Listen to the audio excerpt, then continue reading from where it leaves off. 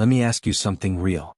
Do you ever catch yourself stuck in a loop, replaying that last conversation, the message you almost sent, the look in her eyes before it all went quiet? It's like your mind turned into a broken record, stuck on the same few seconds that meant everything. That's not weakness. That's being human. When someone mattered, your brain doesn't just move on. It replays, rewinds, obsesses, hoping to make sense of it, hoping maybe they'll feel the same ache and come back. But here's the part no one really tells you. If you want someone to feel your absence, genuinely miss you, you don't do it by chasing, posting, or trying to remind them of your worth. You do it by changing how you move. Not with games. With growth. The quiet kind of shift that doesn't scream, "Look at me now," but simply shows you're living different, moving different, breathing easier. And that shift, it's not just for her to notice. It's for you to feel. So if you're ready, I'll walk you through how to stop holding on without letting go of yourself. How to protect your dignity, reconnect with your value, and create the kind of presence that lingers long after the conversation ends. This isn't about getting her back. It's about getting you back. Let's start there. The first mistake most guys make after a breakup or during that confusing in-between space is being too loud about their feelings. It's understandable. You miss her, you're hurting, and every part of you wants to reach out to remind her of what you had, to say something that might flip the switch and bring her back. So you send message after message. You reply to every story she posts, hoping she'll respond. You drop hints, songs, quotes, whatever might make her feel something again. But here's the hard truth. The more you push, the more invisible you become. Repetition doesn't build desire, it erodes it. If she already knows how you feel, saying it again and again doesn't make it stronger. It just makes it feel smaller, predictable, easy to ignore. That kind of communication starts to feel less like connection and more like noise. It's like trying to hold on to something slippery with clenched fists. The tighter you grip, the more it slips away. So instead, do the opposite. Pull back, not with bitterness but with grace. If you're always the first to text, pause. Give her space to come toward you, or at the very least, to feel your absence. Decline a plan or two, not to punish her but to reconnect with your own life. Go for that run. Call an old friend. Sit in silence and let the ache pass through without trying to fill it. This isn't playing games. This is maturity. You're shifting the focus back to yourself. You're showing, not telling, that your world doesn't revolve around one person. And that's when something subtle but powerful begins to happen. She notices the difference, the quiet confidence, the change in rhythm. And sometimes that silence speaks louder than anything you could have said. Scarcity isn't about cutting someone off or disappearing to cause confusion. It's not about making her chase or feel punished. Real scarcity is subtle. It's about creating space so that your presence feels meaningful again. When someone always has access to you, they start to take that access for granted. It's just human nature. Think about a song you love. If you play it on repeat for weeks, it starts to lose its spark. But if it plays unexpectedly after a while, it hits different. The same applies to people. If she always sees you in the same places, hears from you at the same times, and knows exactly when and how you'll show up, your presence becomes predictable. Predictability, while comfortable, can also become forgettable. So what do? You shift. Not drastically, not in a way that screams, "Look at me changing," but in small, intentional ways. Maybe you switch up your morning routine. Instead of that usual coffee stop where she expects to see you, you try a different place. Or maybe you say no to plans that used to center around her and yes to something completely new. The goal isn't to vanish, it's to show that your life is moving, growing, and not standing still waiting for her. And when she does see you again, there's a new rhythm to you. Something's changed, not in a showy way but in a real way. She might not even be able to name it, but she'll feel it. And in that moment, her brain does a little recalculation.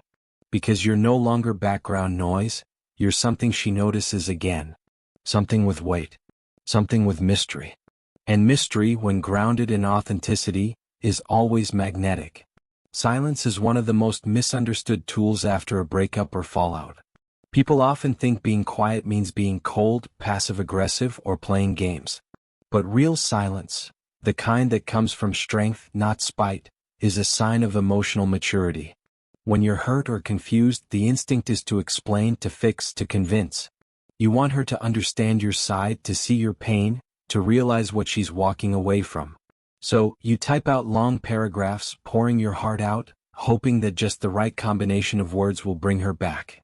But most of the time it doesn't. Instead, it drains you and gives away your power. Silence, on the other hand, holds value. It says, I don't need to fight to be seen. It creates space for clarity, both for you and for her. If you just had an argument, the stronger move isn't to send follow-ups every hour. It's to say something clear and calm like, I'll talk when I'm ready. That one line does more than 10 desperate messages ever could. It shows you're not emotionally reckless. You're composed. You're in control. This kind of silence doesn't punish, it protects. It gives you time to think, to feel, to reflect. And when you re-engage, you do it from a grounded place, not from panic or fear.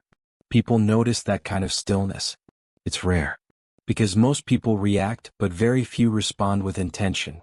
When she feels your silence, not as a weapon but as a boundary, something shifts. She sees that you're not just a guy trying to win her back. You're a man who knows when to speak, when to hold back, and when to protect his energy. That silence becomes a mirror. And sometimes, it reflects more than words ever could. One of the biggest reasons guys struggle to move forward after things fall apart is because their entire life has quietly started to orbit around her. Every plan, every mood, every thought somehow traces back to her. What she's doing, what she's thinking, whether she'll text. And when she pulls away or goes silent, you're left staring at a version of your life that feels suddenly empty. Not because you're weak, but because you forgot to build things that are just yours.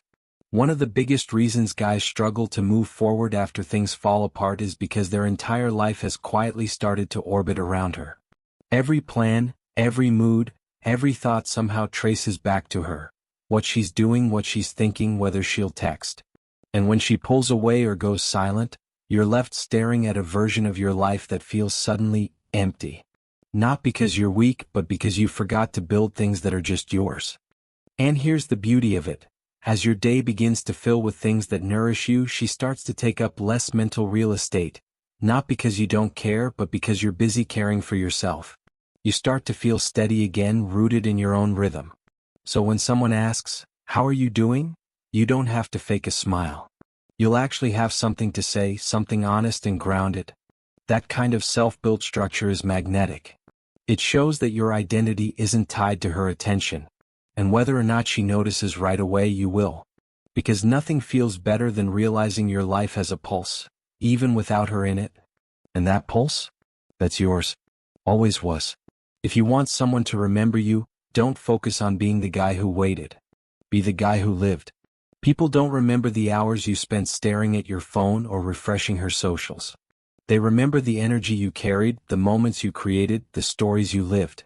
So many guys fall into the trap of putting life on pause after a breakup or a falling out, thinking, I'll start doing things again once we talk, once things are fixed. But the longer you wait, the more your life becomes this stale loop of regret and overthinking. The shift happens when you start writing better stories, stories worth telling even if no one's around to hear them. Go to that late-night jazz bar you always skipped. Try cooking a recipe that takes hours just for the hell of it. Take a solo day trip to a nearby town, or go to a film screening alone. Not because you need to post about it, but because it adds texture to your life. You don't need grand, flashy adventures. Sometimes the smallest moments are the most memorable. When someone asks you how your weekend was and you say, I found this hole-in-the-wall bookstore that plays classical music, that sticks. It shows life, curiosity, presence, and the best part? You start to see yourself differently too.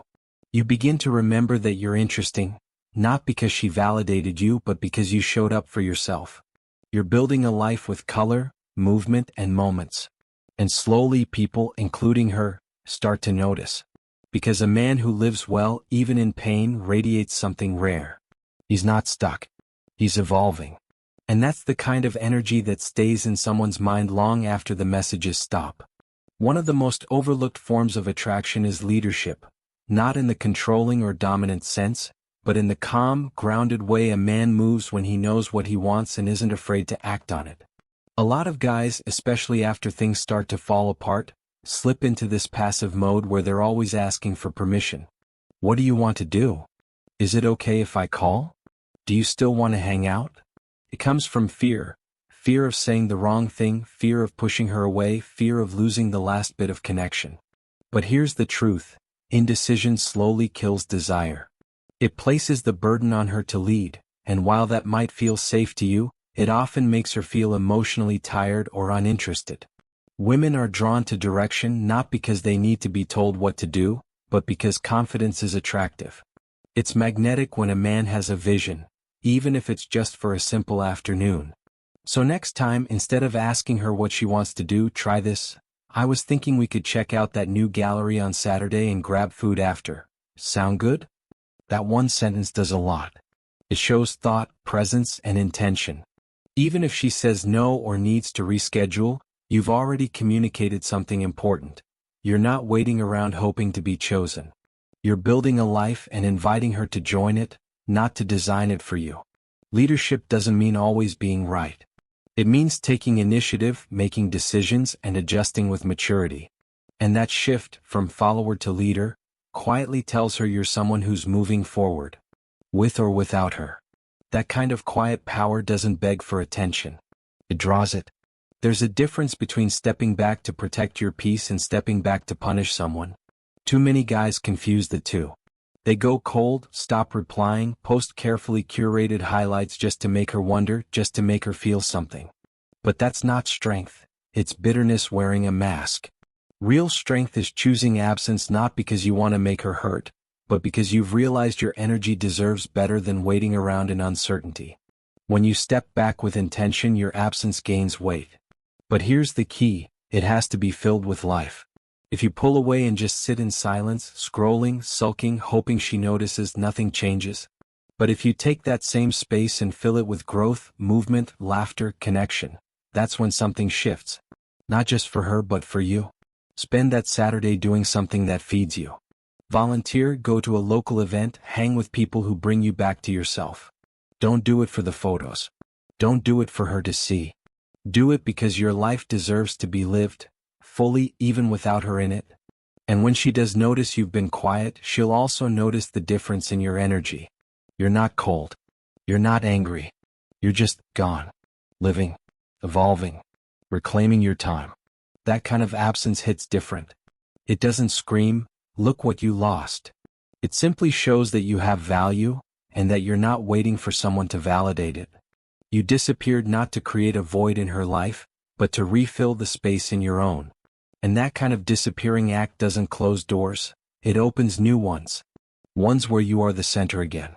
Not her. Not the past. Just you, moving forward with purpose.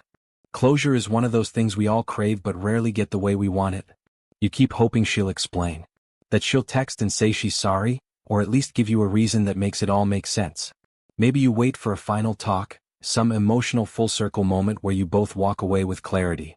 But sometimes that moment never comes. And the longer you wait for it, the more stuck you stay. So here's the truth, closure is not something someone else gives you. It's something you create for yourself. It starts when you stop hoping for a perfect ending and start deciding that you're done letting the past hold your peace hostage. You write the message you wish you could send, then delete it. You speak the words out loud when no one's around just to get them out of your chest. You burn the letter not for drama but for release. But it's not just about the emotional part. Closure also lives in your environment. Those old screenshots? Gone. That hoodie that still smells like her perfume? Put it away. Even small things like playlists, photos, or places you used to go together, clean them up. Reclaim your space. Because physical clutter often ties you to emotional loops you didn't even know you were still walking in. And then, almost without realizing it, you feel it. A breath. A lightness. A moment of stillness that doesn't ache.